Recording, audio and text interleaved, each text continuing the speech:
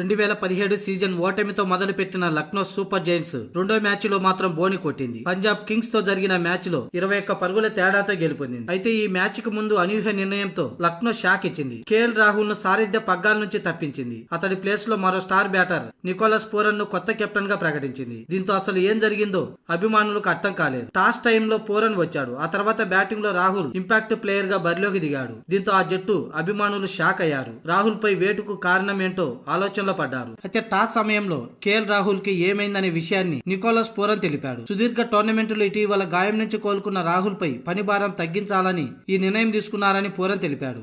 అయితే ఈ మ్యాచ్ లో కేఎల్ రాహుల్ ఇంపాక్ట్ ప్లేయర్ గా బరిలోకి దిగి కేవలం 15 పరుగులు మాత్రమే చేసి పెవిలియన్ చేరాడు. క్వింటన్ డికాక్ 54 పరుగులు, నికోలస్ పూరన్ 42 పరుగులు, చివర్లో కృణాల్ పాండ్యా 22 బంతుల్లో 43 పరుగుల కీలక ఇన్నింగ్స్ ఆడడంతో లక్నో సూపర్ జైంట్స్ 8 వికెట్లు కోల్పోయి 199 పరుగులు చేసింది. సామ్ కరణ్ కు 3 వికెట్లు, హర్షదీప్ కు 2 వికెట్లు దక్కాయి. ఇక 200 పరుగుల టార్గెట్ తో బరిలోకి దిగిన పంజాబ్ కు ఓపెనర్లు మంచి శుభారంభం అందించారు. శిఖర్ ధావన్, జానీ బెయిర్స్టో తొలి వికెట్ కు ఏకంగా 102 పరుగులు జోడించారు. ఓ దశలో మ్యాచ్ సునాయాసంగా గెలుస్తుందని అనుకున్నారు. ఈ ఇద్దరు క్రీజులో ఉన్నంత సేపు రన్ రేటు 10కి పైగా ఉండేది. కానీ ఒక్కసారిగా జానీ బెయిర్స్టో తన వ్యక్తిగత 42 పరుగుల వద్ద పెవిలియన్ చేరడంతో ఆ తర్వాత స్కోర్ బోర్డు నెమ్మదించింది. కొద్దిసేపటికే ప్రభ్ సిమ్రాన్ సింగ్ కూడా 19 పరుగులే చేసి పెవిలియన్ చేరగా ఆ తర్వాత శిఖర్ ధావన్ 50 బంతుల్లో 7 4లు 3 సిక్సర్లతో 70 పరుగుల కీలక ఇన్నింగ్స్ ఆడి అవుట్ అయ్యాడు. ఈ దశలో ఓ పక్క వికెట్లు పోతున్న లియామ్ లివింగ్స్టన్ ఒక మోస్తారు బ్యాటింగ్ చేశాడు. అతడికి మరికొన్ని ఓవర్లగిన ఆడే ఛాన్స్ దొరికి ఉంటే మ్యాచ్ గెలిపించేవాడు.